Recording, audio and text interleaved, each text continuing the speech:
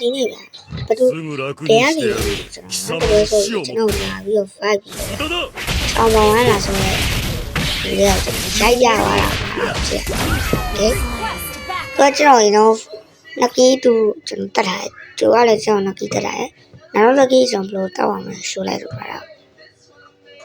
okay တော့ခရီးချင်းနေကျွန်တော်တော့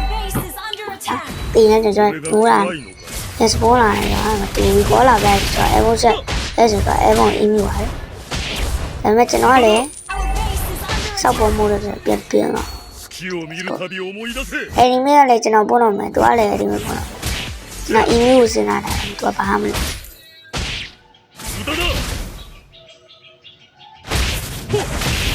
တော့လာလေးပြသွားရင်ဒီဝဲလေးကိုကျွန်တော်နားရရင်အဲ့ဒါပေမဲ့ဒီဝဲမှာဘာကျွန်တော်အစီပဲ